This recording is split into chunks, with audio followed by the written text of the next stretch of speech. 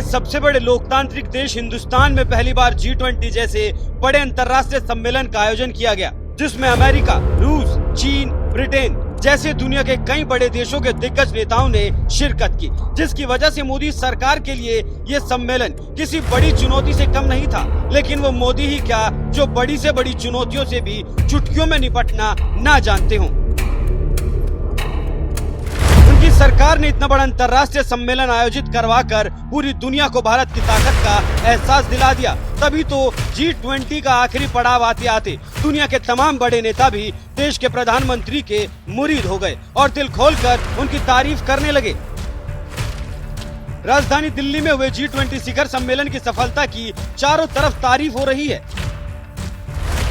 9 सितंबर को जब G20 summit की शुरुआत हुई तो सुबह 10:30 बजे से दोपहर 1:30 बजे तक पहला सत्र वन अर्थ पर आयोजित किया गया। दूसरा सत्र वन फैमिली पर दोपहर 3 बजे से 4:45 तक चला। वहीं रविवार को G20 सम्मेलन के आखिरी दिन वन फ्यूचर पर तीसरा सत्र सुबह 10 बजे से दोपहर 12:30 बजे तक आयोजित किया गया। इस सत्र के बाद G20 शिखर सम्मेलन समाप्त हो गया। ये तीनों सत्र भारत के लिहाज से काफी महत्वपूर्ण रहे, जिनमें mega corridor, Delhi declaration, biofuel alliance और आतंकवाद जैसे मुद्दों पर भी सभी देशों ने अपनी सहमति जताई। तो वहीं समिट के बाद विश्व के कई बड़े नेताओं ने पीएम मोदी और उनके नेतृत्व की जमकर तारीफ भी की।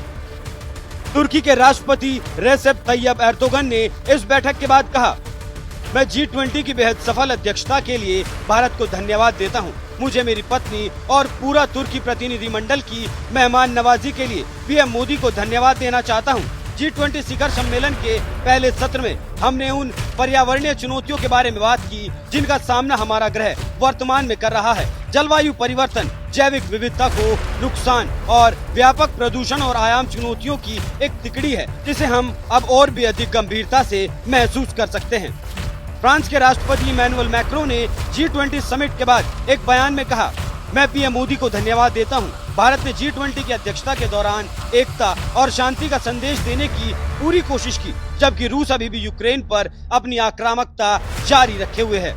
रूस के राष्ट्रपति व्लादिमीर पुतिन इस समिट में हिस्सा लेने के लिए नहीं आए थे। उनकी जगह विदेश मंत्री सर्गेई लावरोव G20 में शामिल हुए, जिन्होंने इस समिट के बाद एक बयान में कहा, आज के सत्र का समापन करते हुए प्रधानमंत्री मोदी ने कहा कि वो नवंबर के अंत में G20 का एक और वर्चुअल सेशन बुलाएंगे। ये हमारे लिए उन समझौतों के कार्यान्वयन की समीक्षा करने का एक और अवसर होगा जिस पर हम आज पहुँचे हैं। अब एक लंबा सफर तय करना है, लेकिन ये शिखर सम्मेलन एक मील का पत्थर रहा। मैं भारतीय अध्यक्षता की सक्रिय भूमिका का भी उल्लेख करना चाहूँगा, जिसने इतिहास में पहली बार वास्तव में ग्लोबल साउथ से G20 देशों को एकजुट किया है। बांग्लादेश G20 ग्रुप का सदस्य नहीं है, लेकिन पीएम मोदी ने उसे समिट में शामिल होने के लिए आमंत्रित किया था।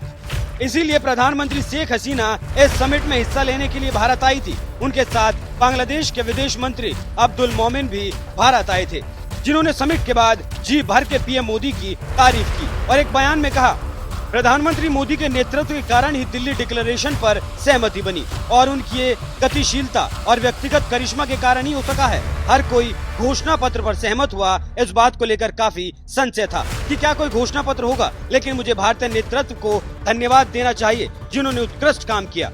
G20 समिट के दौरान एक वक्त ऐसा भी आया जब खुद पीएम मोदी ने बांग्लादेश की पीएम शेख हसीना को अमेरिकी राष्ट्रपति और ब्रिटेन के पीएम ऋषि सुनक से उनकी मुलाकात करवाई। पीएम मोदी के इस कदम की तारीफ करते हुए विदेश मंत्री मोमिन ने कहा, आज जब हमारी प्रधानमंत्री बैठी थी और पीएम मोदी ने उनसे आगे आने और जो बाइडेन और ऋषि सुनक जैसे, मैं उनकी गर्मजोशी देख सकता था। हमें वास्तव में इस पर गर्व है। ये भारत और बांग्लादेश के रिश्तों में सौहार्द को दिखाता है। पीएम मोदी ने हर वक्त हमारी प्रधानमंत्री को वर्ल्ड लीडर से मिलने के लिए प्रोत्साहित किया। ये एक अनूठा मामला है जो बाकी दुनिया के लिए उदाहरण बन सकता है।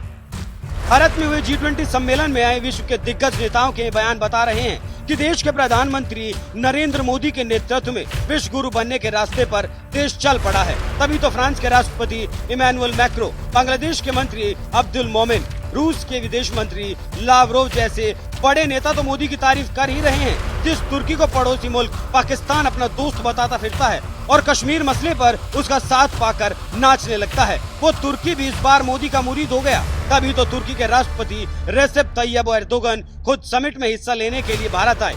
और भारत की बेहतरीन मेहमान नवाजी के लिए पीएम मोदी का धन्यवाद किया। बहरहाल G20 समिट के सफल आयोजन के बाद जिस तरह से पूरी दुनिया में भारत की जय जयकार हो रही है, इस पूरी खबर पर आपका क्या कहना है? अपनी राय हमें कमेंट कर जरूर बताएं।